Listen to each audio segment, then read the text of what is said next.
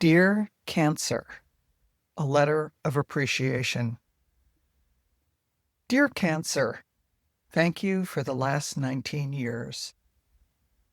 You first appeared as a lump in an annual exam while my doctor was giving me a manual breast exam.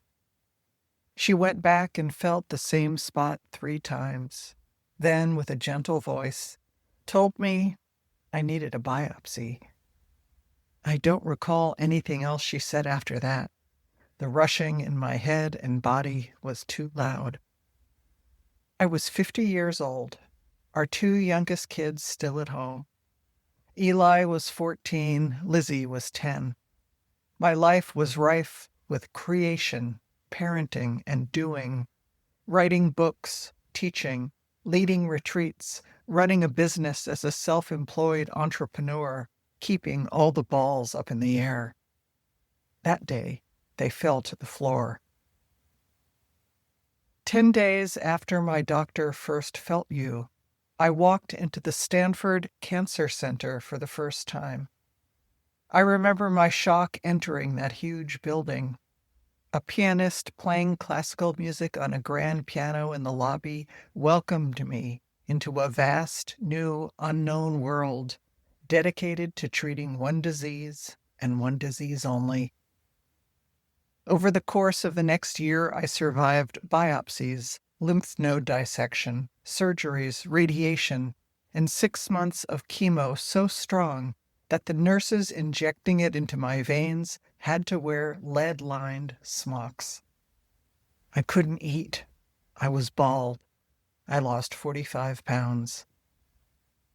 Throughout my year in the cancer underworld, I had just one prayer. Please, let me just live till they graduate from high school. And I did.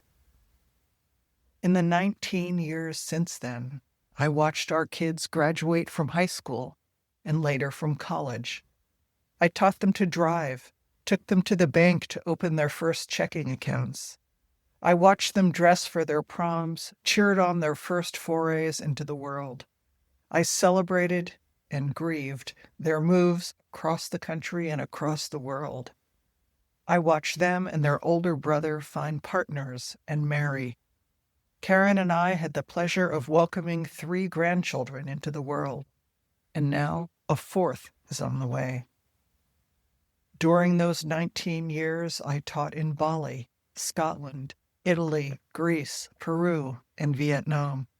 I led pilgrimages on the Camino de Santiago, wrote and published a memoir, learned to apologize, to say, I'm sorry, I was wrong. I reconciled with my mother at the end of her life and saw her through to her death. I hiked on several continents and braved oceans with multiple names. I've taught thousands of students. I've gone from being a dog hater to a dog lover. And I've done it all without thinking about cancer. Oh, in the early years, I'd feel a deep drop in my stomach every time my mammogram came around. But as the years passed, those scans felt more routine, nothing to worry about. As a cancer survivor, I consider myself lucky. I lost brain cells to chemotherapy, it's true, and my joints ached before their time. But you and your aftermath never really limited my life. Knowing you intimately gave me a relationship to my own mortality that I cherish. I know how to show up when friends are ill. I live fully, robustly, making the most of my days on earth. I know from firsthand experience that all our days are numbered. I want to take this moment to thank you for all my cancer-free years.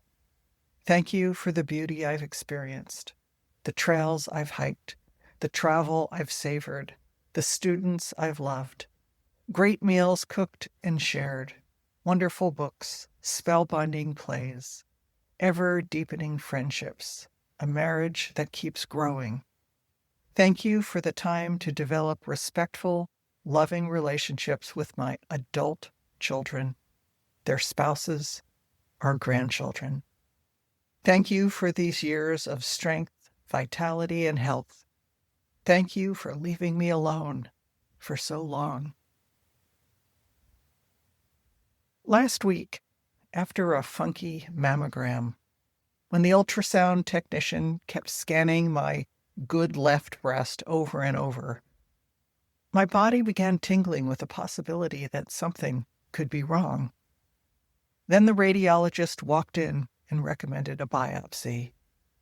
The next morning, they fit me in.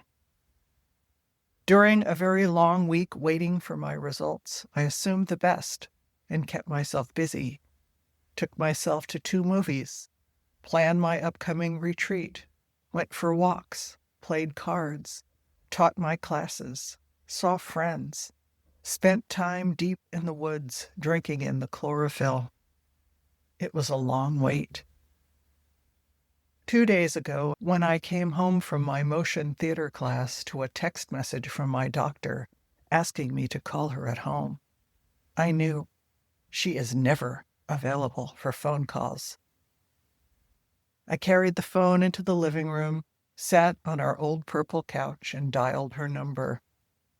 "Well," she said, "there's no sense beating around the bush. You have cancer." As I listened to the details, a tiny tumor caught early. I didn't go numb. The word cancer was no longer a shocking stranger. I'd always known this day might come. I didn't expect it, nor did I dread it. But since the first time you appeared, I've known, in the deepest way you could know anything, that life can change on a dime. You taught me that.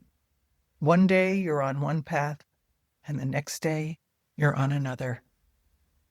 You're back, and I don't know where this path will lead me. Remember, every time you click the heart, leave a comment, or share a post, you're making it easier for new readers to discover the writer's journey. I'll be back next week with another post.